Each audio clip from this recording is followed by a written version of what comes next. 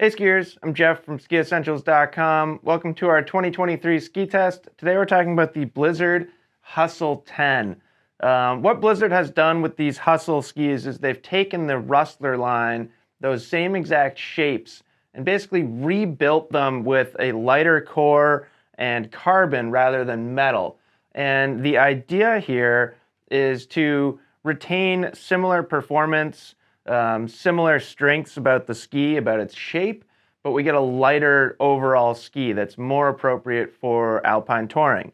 So pretty cool. You know, those Hustle skis or the Rustler skis rather are fantastic freeride skis, but with the metal laminate, they're a little bit heavy for touring. And then on the other hand, you know, the Blizzard Zero G line, they're pretty famous for being really, really good touring skis, but they have some limitations on the strength and stability side of the spectrum. So this Hustle line, and particularly the Hustle 10 that we have here, does a really nice job of kind of filling that void in between those two skis. So we get a lighter weight wood core in these skis compared to the Rustlers.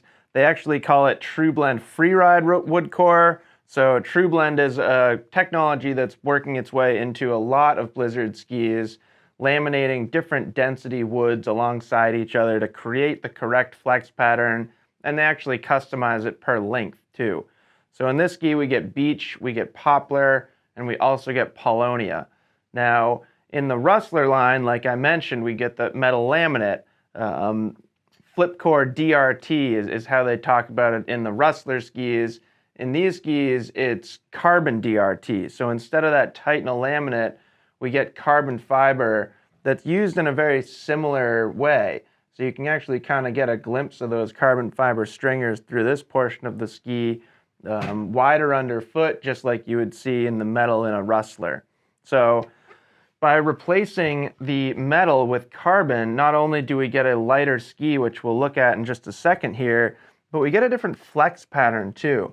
So the Rustler skis have more of a damp, smooth flex pattern, where this Hustle 10 is very bouncy and energetic, which definitely comes through in its performance as well. Throwing it on the scale here, this is a 180 centimeter length. Comes in at 1,850 grams, so quite a bit lighter than a Rustler 10. Obviously, it's not the lightest ski in the world. You know, if you compared it next to a Zero G, this is quite a bit heavier, but that's okay. It's not really designed to be like a super lightweight, like randonnée race touring ski. It's more a touring ski that's focused on maximizing the downhill fun. So light enough for the ascent, and then on the way down, you get just the super fun shape, you know, the same benefits that come along with the shape of a Rustler 10. So plenty of tip and tail rocker. That gives the ski a lot of maneuverability. And what you gain in the 10 is you get just a ton of playful, bouncy energy. The ski is a lot of fun to kind of flick around, but also fun to load up the tails and pop off natural hits and stuff like that. Something that continued to surprise us about this ski throughout our testing over the past year and in our ski test as well is, even though it's designed to be more capable as a touring ski, it's still quite strong too. So while I think it's fair to say, and I think like this is how most people should think about this ski, that it is most appropriate to pair with an alpine touring binding. My mind goes to things like the Shift or the Duke PT or even like a Kingpin. You could go lighter if you wanted to. You know, if you bring the whole weight down to the package with a super light tech pin binding. But I think kind of that hybrid zone is really the sweet spot. That's the best application for it, in my opinion. But it's strong enough and it's such a fun ski that if somebody picked it and chose an alpine binding for it and just skied it in the resort, I certainly wouldn't tell them that they were wrong.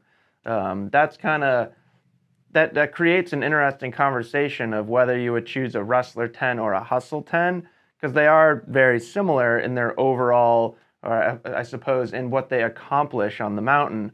And in that way, you can kind of just think about it as energy in the Hustle 10 or more vibration damping and more of the The Rustlers stay kind of glued to the snow surface, but with a very slarvy feel, where these are bouncing and prefer to kind of jump up and down and release themselves from the snow surface.